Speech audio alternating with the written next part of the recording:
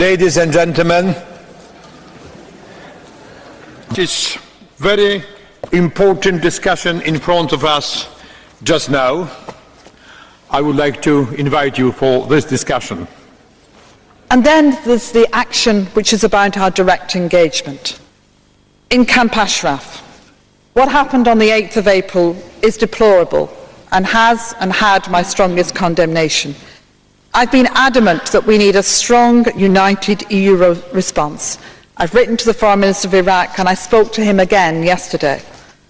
While I don't question Iraq's sovereignty over all its territory, it has a duty to protect the human rights of Ashraf residents. I've condemned that violence, called for an inquiry that has to be as thorough as it is independent, that should tell us exactly what happened. But as honourable members know from the letters I've received individually and collectively in this House and beyond, there is no simple solution here. Several options for a long-term solution are being considered, United Nations in the lead, all of them with challenges. I'm very grateful for the work of this House, for the work of those who've travelled there, and for the contributions I've received. We need to take this also to the Foreign Affairs Council, and we need to discuss this with the UN High Commissioner for Refugees. Our ambassador to Iraq arrives today, and she knows the importance that I attach to this issue.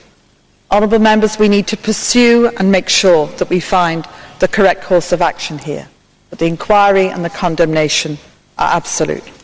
Madam President, Lady Ashton, following the appalling massacre in Camp Ashraf on the 8th of April, the situation there remains critical. I've just returned from Baghdad, where I led a delegation of MEPs in high-level talks with the President of Iraq and senior government ministers. I have now brokered a solution to the Ashraf crisis, which you have seen. It requires the involvement of the UN, the US and the EU, and needs your active encouragement to achieve the resettlement of the 3,400 refugees from Ashraf to the US, Canada, Australia, Norway, Switzerland and the EU member states.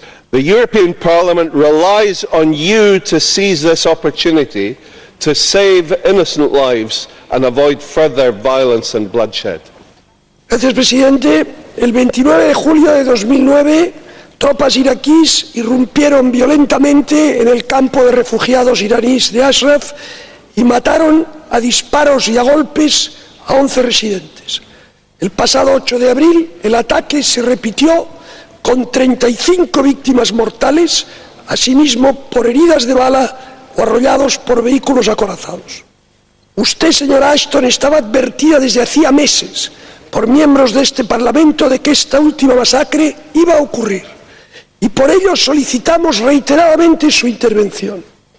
Durante meses usted ignoró nuestras advertencias y solo se ha movido después de la catástrofe.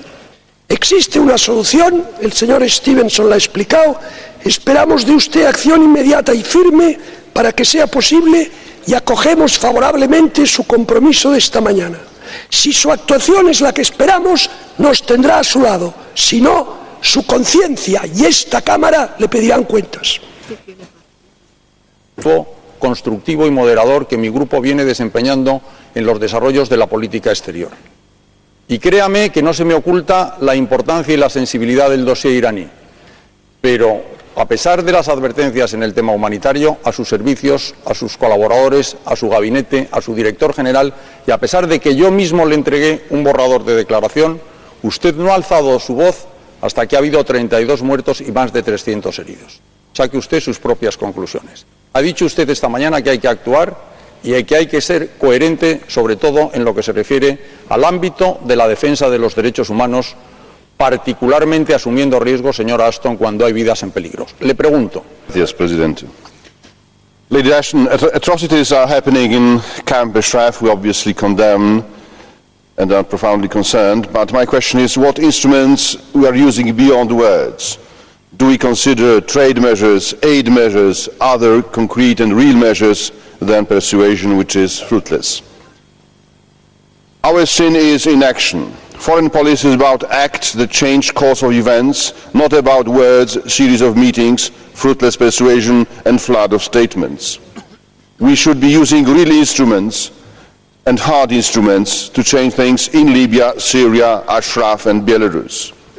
Following member states and waiting for permission to go ahead from foreign minister has become your doctrine and you treat it as virtue. It is a wrong approach. We wanted High Representative to lead, not to follow.